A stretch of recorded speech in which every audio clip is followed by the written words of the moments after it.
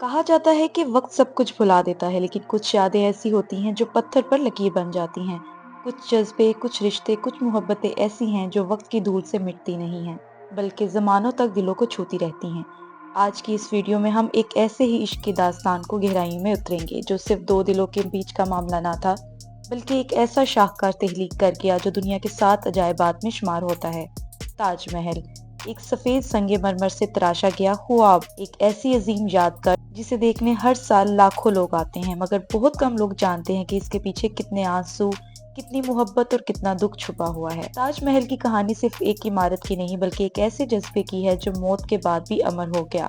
اس کہانی کی شروعات تب ہوئی جب مغل بادشاہ شاہ جہاں سے، جس کا اصل نام شہزادہ خرم تھا، وہ مغل بادشاہ جہانگیر کا بیٹا اور اکبر اعظم کا پوتا تھا۔ جب وہ جوان ہوا تو اس نے ایک نہایت حسین، مہذب اور نیک دل لڑکی ارجمند بانو بیگم سے نکاح کیا، جو بعد میں ممتاز محل کہلائی۔ دونوں کے درمیان ایسی محبت تھی جو بادشاہوں کی روایتی شادیاں اور سیاسی رشتے بھی مانند کر گئے۔ ممتاز محل نہ صرف شاہ جہاں کی بیوی تھی، بلکہ اس کی ہمراز، مشیر اور روح کی ساتھی بھی تھی۔ شاہ جہاں کے دل میں ممتاز کے لیے بے حد عشق تھا۔ ہر جنگ میں، ہر سفر میں ممتاز اس کے ساتھ ہوتی۔ اس نے شاہ جہاں کے 12 بچوں کو جنم دیا، جن میں سے کئی بچپن میں ہی فوت ہو گئے، مگر سن 1631 میں جب ممتاز نے اپنے 14ویں بچے کو پیدا کیا تو اسی دوران وہ دنیا سے رخصت ہوئی، تو شاہ جہاں کی دنیا جیسے اندھیر ہو گئی۔ روایت ہے کہ ممتاز نے مرتے وقت اپنے شوہر سے وعدہ لیا کہ وہ اس کی یاد میں ایسا کچھ تعمیر کرے گا جو رہتی دنیا تک اس کی محبت کی علامت بن جائے۔ اسی وعدے کے بعد شاہ جہاں نے تاج محل کی بنیاد رکھی، ایک ایسا مقبرہ جو صرف پتھروں سے نہیں، عشق، آنسو اور یادوں سے بنا۔ یہ وہ لمحہ تھا جب محبت نے فن سے ملاقات کی اور تاریخ نے ایک ایسی نشانی کو جنم دیا جو آج بھی دنیا کو حیران کرتا ہے۔ شاہ جہاں کی زندگی ممتاز محل کے بغیر ویران ہو چکی تھی۔ وہ نہ صرف ایک شوہر بلکہ ایک عاشق بھی تھا جس کا دل ٹوٹ چکا تھا۔ ممتاز کی موت کے کچھ ہی عرصے بعد شاہ جہاں نے اس کے جنازے کو آگرہ سے تقریباً 8 کلومیٹر دور دریائے یمنا کے کنارے ایک خوبصورت مقام پر دفن کرایا۔ وہ مقام جو قدرتی طور پر پرسکون، دلکش تھا اور ممتاز کی آخری آرامگاہ بننے جا رہا تھا، اور وہیں شاہ جہاں نے اپنے اس وعدے کو پورا کرنے کا آغاز کیا جو ممتاز کے ساتھ کیا تھا۔ تاج محل کی تعمیر سن 1632 میں شروع ہوئی۔ اس عظیم منصوبے کی قیادت استاد احمد لاہوری کے ہاتھوں میں دی گئی، جنہیں مغل دور کے ماہر معماروں میں شمار کیا جاتا تھا۔ بعض مورخین کے مطابق تاج محل کی منصوبہ بندی میں ترک، ایرانی اور ہندوستانی فن تعمیر کا حسین امتزاج موجود ہے۔ ہر اینٹ، ہر ستون اور ہر گنبد ایک الگ کہانی بیان کرتا ہے، اور ہر نقش ایک نازک جذباتی احساس کو مجسم کرتا ہے۔ کہا جاتا ہے کہ تاج محل کی تعمیر پر تقریباً 20,000 کاریگر، معمار، خطاط، سنگ تراش اور ہنرمند کام کر رہے تھے، جنہیں مختلف ممالک جیسے ایران، ترکی، وسط ایشیا اور خود ہندوستان سے بلایا گیا تھا۔ ان سب کو رہائش، تنخواہ اور سہولیات دی گئیں تاکہ وہ مکمل یکسوئی کے ساتھ اس فن کو تخلیق کر دیں۔ یہ تعمیراتی عمل تقریباً 22 سال تک جاری رہا۔ سن 1653 میں تاج محل مکمل ہوا۔ سفید سنگ مرمر کو راجستھان کے مکرانا کے پہاڑوں سے منگوایا گیا،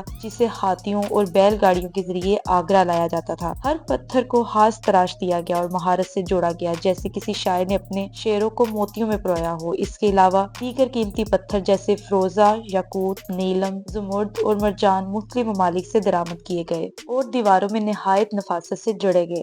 دریائے یمنا کے کنارے اس عمارت کو تعمیر کرنے کا مقصد یہ تھا کہ اس کی پرچھائیاں پانی پر پڑیں اور سورج کی روشنی میں تاج محل کے مختلف رنگ ظاہر ہوں۔ صبح کے وقت یہ گلابی، دوپہر میں سفید اور چاندنی راتوں میں سنہری یا نیلاہٹ مائل نظر آتا ہے۔ یہ محض ایک مقبرہ نہیں بلکہ ایک زندہ احساس ہے جو وقت کے ساتھ رنگ بدلتا ہے، جیسے محبت کے جذبے۔ جب انسان کسی عظیم خواب کو حقیقت میں ڈھالتا ہے تو وہ خواب ایک عمارت کی صورت اختیار کر لیتا ہے، لیکن جب وہ خواب عشق میں ڈوبا ہو تو وہ عمارت روح سے ہم کلام ہونے لگتی ہے۔ تاج محل ایسی ہی ایک عمارت ہے جو نہ صرف سنگ مرمر سے بنی ہے بلکہ جذبوں کی تراش، محبت کی کشش اور حسن کی انتہا کو ظاہر کرتی ہے۔ اس کا فن تعمیر ایسا ہے کہ جو پہلی نظر میں انسان کو مبہوت کر دیتا ہے، اور جب وہ گہرائی سے دیکھے تو ہر اینٹ، ہر محراب اور ہر گنبد میں ایک نئی حیرت اس کا انتظار کرتی ہے۔ تاج محل کی مرکزی عمارت ایک بلند چبوترے پر تعمیر کی گئی ہے، جس کے چاروں طرف 4 مینار کھڑے ہیں۔ یہ مینار نہ صرف جمالیاتی توازن فراہم کرتے ہیں بلکہ ان کا جھکا ہوا انداز انجینئر کا شاہکار ہے۔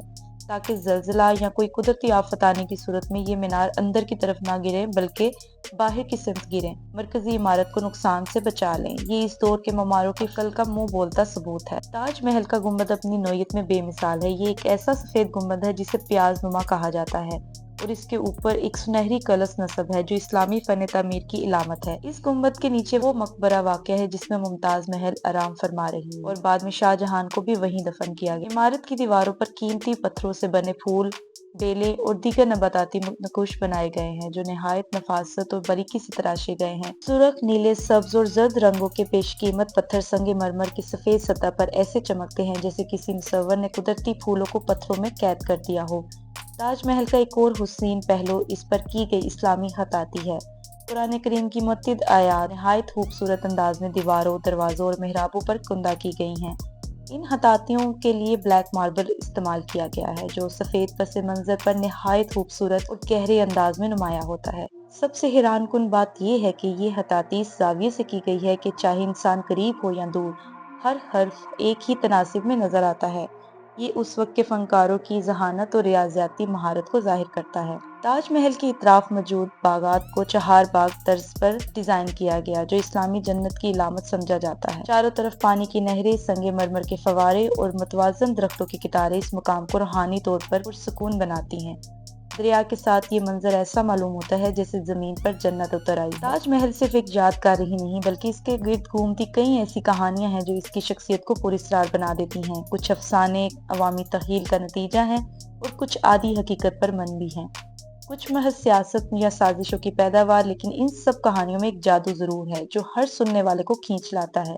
ایک اور مشہور کہانی یہ ہے کہ شاہ جہاں نے تاج محل بنانے کے لیے دیگر کاریگروں کے ہاتھ کاٹ دیے تاکہ وہ دوبارہ ایسی خوبصورت عمارت تعمیر نہ کر سکیں۔ یہ کہانی محض سنسنی خیز ضرور ہے لیکن تاریخی حوالوں میں اس کا کوئی ثبوت نہیں ملتا۔ شاہ جہان کے دربار کے روز نامچوں یا کسی فارسی دستاویز میں ایسی کوئی بات بھی موجود نہیں ہے۔ دراصل مغل فن و ہنر کے دل دادا تھے، وہ ہنرمندوں کو قیمتی انعامات دیتے تھے تاکہ سزا، لیکن پھر بھی اس کہانی نے ایک ایسا تاثر پیدا کیا جس نے تاج محل کو مزید اسرارآمیز بنا دیا۔ تاج محل سے جڑی ایک اور دلکش مگر غمناک کہانی یہ ہے کہ شاہ جہاں اپنی زندگی کے آخری ایام میں قید تھا اور آگرہ کے قلعے میں ایک ایسے کمرے میں رکھا گیا جہاں سے وہ روز تاج محل کو دیکھتا، اپنی محبوبہ کی قبر کو آنکھوں سے چھوتا اور آہ بھرتا۔ یہ کہانی تاریخ سے کافی حد تک مطابقت رکھتی ہے کیونکہ شاہ جہان کو اس کے بیٹے اورنگزیب نے اقتدار کے بعد قید کر دیا تھا اور وہ قلعے کے اس کمرے میں اپنی زندگی کے آخری 8 سال گزارا، جس کی کھڑکی سے تاج محل صاف نظر آتا تھا۔ یہ نظارہ اس کے لیے سزا بھی تھا اور محبت کا آخری لمس بھی۔ ایک حیرت انگیز حقیقت یہ بھی ہے کہ تاج محل کا رنگ دن کے مختلف اوقات میں بدلتا ہے۔ صبح کے وقت یہ ہلکا گلابی نظر آتا ہے، دوپہر میں دودھیا سفید اور شام کو سنہری یا نیلگو۔ چاندنی راتوں میں تو یہ عمارت کسی خواب کی مانند محسوس ہوتی ہے۔ ماہرین کے مطابق یہ سنگ مرمر کی نوعیت قدرتی روشنی اور پانی کے عکس کا کمال ہے، لیکن عوامی ذہن میں یہ بھی ایک روحانی پہلو پیدا کرتی ہے، جیسے ممتاز کی روح اس میں سانس لے رہی ہو۔ ایک اور کم معروف مگر دلچسپ مفروضہ یہ ہے کہ شاہ جہاں نے اپنا مقبرہ بھی یمنا کے دوسرے کنارے سیاہ سنگ مرمر سے بنانے کا ارادہ کیا تھا تاکہ دونوں مقبرے ایک پل کے ذریعے جڑ جائیں۔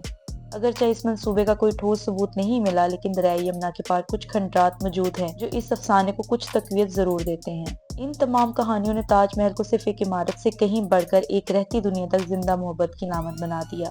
یہ ایک ایسا مقام ہے جہاں حقیقت اور افسانہ آپس میں گھل مل گئے ہیں۔ صدیاں بیت گئی ہیں، سلطنتیں مٹ گئی ہیں، بادشاہوں کے نام وقت کی گرد میں دب گئے، مگر تاج محل آج بھی قائم ہے۔ یہ صرف ایک عمارت نہیں بلکہ وہ احساس ہے جسے دنیا بھر کے لوگ دیکھنے آتے ہیں۔ لیکن جیسے جیسے وقت گزر رہا ہے، اس عظیم یادگار کو کئی چیلنجز کا سامنا ہے جو نہ صرف اس کے وجود کو بلکہ اس کے پیغام کے لیے بھی خطرہ بن سکتے ہیں۔ سب سے پہلا خطرہ ماحولیاتی آلودگی ہے۔ آگرہ شہر میں بڑھتی ہوئی آبادی، گاڑیوں کا دھواں، صنعتی فیکٹریوں سے نکلنے والی زہریلی گیسیں اور یمنا دریا کی خشک ہوتی سطح تاج محل کے سنگ مرمر کی چمک کو دھندلا کر رہی ہیں۔ وہ عمارت جو کبھی چاندنی رات میں چمکتی تھی، اب اس پر زر دھبے نظر آنے لگے ہیں۔ साइंसदानों ने इस बात की तस्दीक की है कि फिजाई आलूदगी खास तौर पर सल्फर डाइऑक्साइड जैसी गैस संगमरमर पर तेजाब की बारिश की सूरत में असर डालती हैं, जिससे वो पत्थर की सतह बिगड़ने लगी है। दूसरी तरफ सियाहों की कसीर तादाद भी इस इमारत के लिए दबाव का बायस बन रही है। रोजाना हजारों अफराद ताजमहल को देखने आते हैं। इनके कदमों के निशान, पसीना, सांस और यहाँ तक कि इनके जिस्म से निकलने वाली नमी भी इमारत की फिजा को बदल देती है। और यूं ताजमहल सिर्फ एक इमारत नहीं बल्कि वक्त की गवाही है। ये संगमरमर का एक ऐसा ख्वाब है जो सदियों से जाग रहा है, एक ऐसी मोहब्बत की गूंज है जो मौत के बाद भी खामोश नहीं हुई। शाहजहां की तामीर करदा ये अजमत सिर्फ मुमताज के लिए नहीं बल्कि हर उस दिल के लिए है जो सच्चे जज्बात की कदर करता है।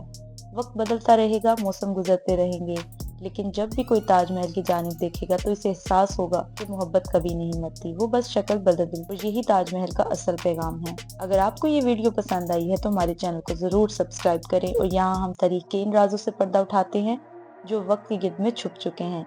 एक सब्सक्राइब एक नई कहानी तक आपकी रसाई का दरवाजा खोल सकता है। बस हमारे साथ रहें, क्योंकि तारीख सिर्फ माजी नहीं, एक जिंदा हकीकत है। तो मिलते हैं अगली वीडियो में, तब तक के लिए अल्लाह हाफिज।